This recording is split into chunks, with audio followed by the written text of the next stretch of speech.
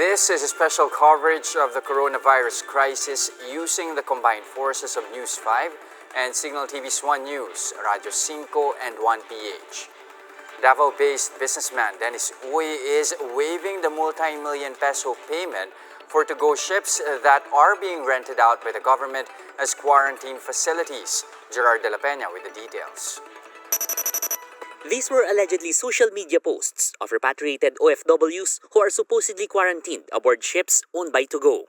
The OFWs claimed that they were promised separate rooms, but they were actually spending the quarantine in bunk beds. They also say social distancing is barely observed. The DOTR has yet to address this issue, but there's one thing that Transportation Secretary Arthur Tugade revealed. Ito ho, rinirentahan ito ng gobyerno, yung dalawa, mga 35 million ho. Namura naman yan, mura at nagamit if you will compute it on the basis of bed space and use. The DOTR explained that the usual fee for the rental of the ships to be used as quarantine facilities for 2 months is 260 million pesos. This was initially brought down to 120 million pesos. The agency pressed further and the ship owner settled for 35 million pesos. Yung 35 million na yun, that's the most basic operating expense. Parang enough na lang siya to pay for the fuel, for the maintenance of the vessel, yung bayad sa mga tao, manpower nila, electricity, tubig. Wala pa kahit 5 na binabayaran yung DOTR sa Tugo at wala pa rin kontrata kasi nga ang intention ng sector guide, kausapin pa yung principals ng Tugo to seek for further concession. In a statement, Togo Chairman Dennis Uy said the company will waive any payment coming from the Transportation Department. The Davao-based businessman helped fund the campaign of the president in 2016. Uy also clarified he was not part of the negotiations with the DOTR. The DOTR has made an assurance that they will respond to the needs of quarantined OFWs. The agency is also under negotiations with other shipping companies to augment the shortage of quarantine facilities. Gerard De La Peña, News 5. The local government of Taguig is releasing a unified quarantine pass for its residents. This will replace the original passes that have been distributed by each barangay. Mayor Lino Cayetano says a citywide unified pass will facilitate better delivery of services, monitoring, and even contact tracing amid the pandemic. Officials will begin handing out the new passes this weekend. Each of the city's 277,000 families will only receive 1 pass, but any family member who does not belong to the vulnerable sector may use it for essential errands. New COVID cases went up as well as the overnight tally for fatalities in the Philippines on Thursday. After a couple of days of new infections coming in below 200, the daily count shot up to more than 270 today by 4 p.m. April 23. This brings the total coronavirus infections to almost 7,000. The overnight death toll also rose to 16. So far, more than 460 people have lost their lives to the SARS-like disease. There were fewer recoveries today as well. Less than 30 patients have recovered from the coronavirus infection in the past 24 hours. At the moment, more than 700 people have gotten better from the disease. The Quezon City Police District CIDU will lead the probe into a cop's fatal shooting of a retired army soldier. But for the QCPD chief and PNP spokesperson Bernard Banak, what happened was an act of self-defense. Camille Samonte reports. The relatives of former private class Winston Ragas are now seeking justice after he was shot dead by a police officer at a quarantine checkpoint in Quezon City. A video of the incident has gone viral online showing Ragas in an apparent standoff against authorities. The former soldier had his back against the police who were ordering him to yield. But instead of obeying, Ragas faced the officers and even dared them to shoot him. A few minutes later, the ex-soldier attempted to fish something out of his sling bag, an action that ultimately cost him his life.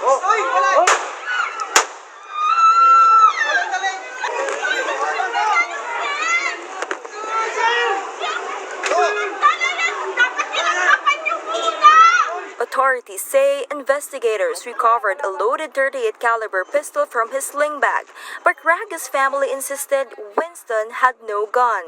Gusto po namin ng hustisya po kasi po parang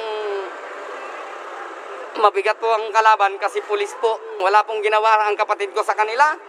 Willing pa nga po magpaposas. Pagtaas ng kamay, taas ng kamay. Base doon sa video, yung bag mo, nabaril na nga siya, inihagis niya pa kasi pinapahagis eh. His relatives added Winston was suffering from post-traumatic stress disorder from his time in service.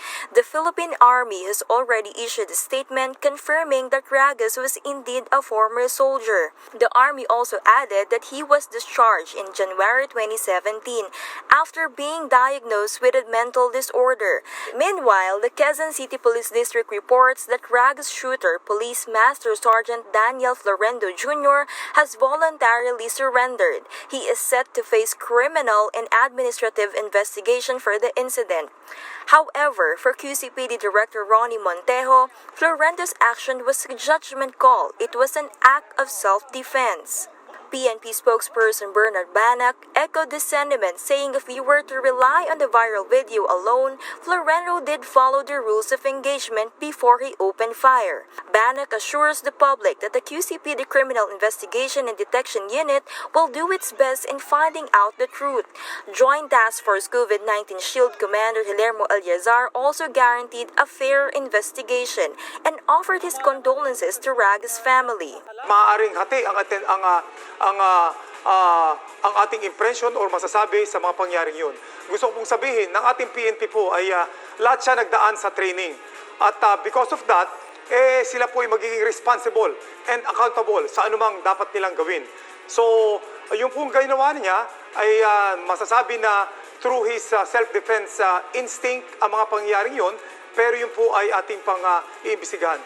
Despite this, Winston's family has decided to file charges against the policemen who were involved in the incident. For News 5, Camille Samonte, we are One News. Senator Sonny Angara revealed how he and other senators came up with a resolution that sought for the resignation of Health Secretary Francisco Duque III. Angara, now a COVID-19 survivor, also lays down how the Senate will carry on with their tasks once session resumes on May 4th. Melos Baños joins us live from Pasig for more details. Ano yung sinabi ni Senator Angara tungkol dun sa karanasan nila and how they came up with the decision calling for the resignation of Duque? Alam mo, Jess, dinitalye nga ni Senator Sonny Angara yung kanyang, na isang COVID-19 survivor, yung kanyang karanasan dito sa paglaban sa nakakahawang sakit na ito. At ikinuwento rin niya, paano nga ba nakapagdesisyon yung 14 na senador kasama siya sa pagsumite nitong resolusyon na humihiling ng agarang resignation ni DOH Secretary Francisco Duque III.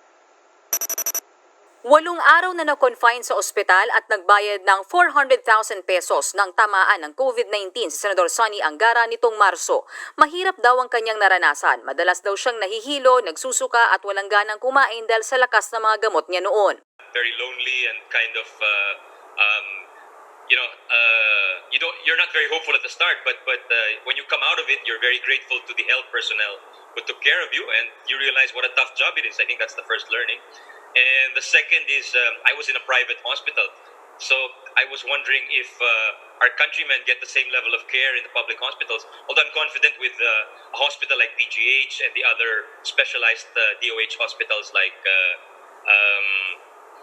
the Lung Center. Nang gumaling si Angara, isa siya sa 14 na senador na pumirma sa resolusyon para pagbitiwin sa pwesto si DOH Secretary Francisco Duque. Bago raw magdesisyon, naging mahaba ang mga debate ng mga kasamahan niya.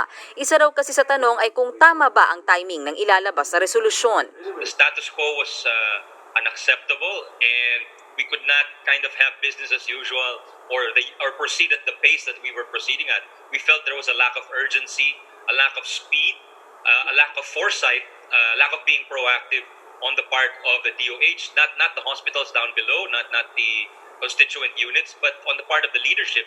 That's why we called specifically for the resignation. 14 senators signed the resolution calling for the resignation of Secretary Duque, and failing that, at least to kind of send the message that, hey guys, this isn't good enough. Kwento ni Angara, dismayado ang mga senador sa kakaunting COVID testing na isinagawa ng DOH noong mga unang linggo ng krisis. Kulang na kulang din daw ang contact tracing. Salat din ang kagamitan sa mga ospital. Bilang dating chairman ng Senate Finance Committee, alam daw ni Angara na pinaglalaanan nila ng malaking budget ang DOH na umaabot pa ng 200 billion pesos. Pero bago pa man ang pandemic noong Marso, may question na raw kung paano ginagastos ng ahensya ang kanilang budget. Nagkulang daw si Duque sa pamahala sa mga ospital kaya nagulantang daw sila sa pagkalat ng sakit. So that's the situation pre-pandemic or pre-coronavirus. And now, I think with the coronavirus really in full bloom or close to full bloom or close to its peak, we're seeing the weakness of this lack of granular information, in fact, and the weaknesses of the past coming back to haunt us in a sense. So, but because of, I guess chronologically we started with the current events, and so with the weaknesses on mass testing, on contact tracing, on basically being, and the lack of PPEs, things like that, and he put a gag order on all the hospitals. We said these are reactions of someone maybe who doesn't want to take control of the situation and doesn't want to be a problem solver. I think we need a problem solver and we need a crisis manager at this stage of the game, So we felt that was lacking. Again, nothing personal against the secretary, but it's a very unusual time and perhaps it called for special talents as well. Alam mo dyan, sa May 4, nakatakda nang mag-resume ang sesyon ng Senado pero ayon kay Senator Sonny Angara, wala pang pinala desisyon ang mga senador. Ano bang mangyayari? Physically present ba sila sa session o virtual session ang mangyayari o postpone mismo yung session dahil nga, lalo kung hindi ma-lift yung ECQ dito sa NCR. Pero nauna nang sinabi ni Senate President Soto, hindi pwedeng baguhin ang petsa ng resumption ng sesyon, lalo't yan ang nakalagay sa loob ng legislative calendar. Jess? Man, would conducting a virtual session be very crucial, especially since you have Senate rules identifying na kailangan physically present yung mga senador, especially when voting on a measure or sa isang panukalang batas?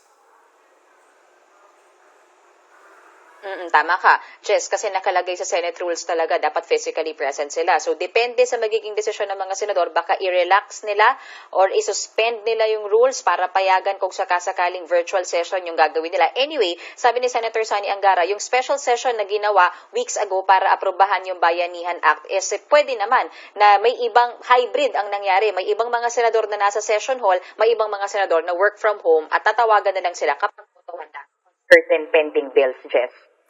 All right, thank you very much, man. Los Baños reporting to us live from Pasig. Now, being quarantined at home can really test one's patience, especially if you're separated from family and friends. But talking to them on the phone or chatting with them online somehow eases the burden and assures us that we're still connected even if we're apart. And that's how the Dawn frontman, Jet Pangan, felt when he revived a familiar song called Salamat. For the music icon, recording the song in this very difficult time reminded him of the importance of support from friends and family, especially if they're away. Even if things are far from normal, Pangan is comforted knowing that he's part of a song that can help people just hang in there and look forward to the day when they can go on with their lives without fear. Produced by Smart Communications, the revival of the 80s classic is a tribute to life's meaningful connections. It comes at a time when keeping in touch matters the most. The song is also an homage to those who continue to serve in these trying times. Let's watch this.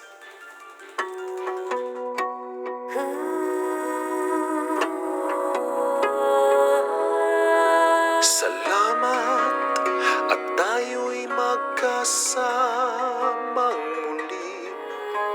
Salamat, paglipas ng pagsubok may darating na araw.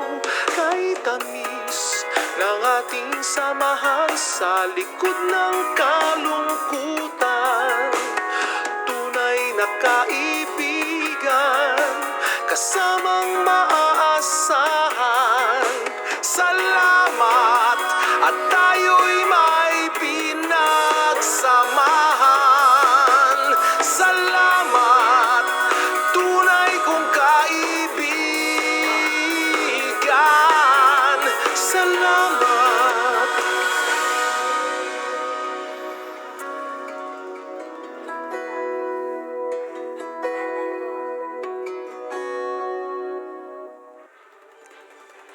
Coinciding with the launch of the video, the PLDT Smart Foundation and SMART have introduced a text-to-donate drive for our frontliners. Aside from them, proceeds from the activity will also be shared with communities that are bearing the brunt of the health emergency. If you want to be a part of this, it's easy if you're a SMART, TNT, or Sun subscriber. All you have to do is text donate space amount and send to 3456. Again, that's donate space amount and send to 3456. You can donate 10, 25, 50, 100, or 500 pesos. For example, if you'd like to share 10 pesos, you can simply key in donate space 10, then send to 3456. And that's the latest on the enhanced and expanded community quarantine in Luzon. For more updates, follow News 5, the Philippine Star, and Business World Online. I'm Jesse De Los Santos. We are One News.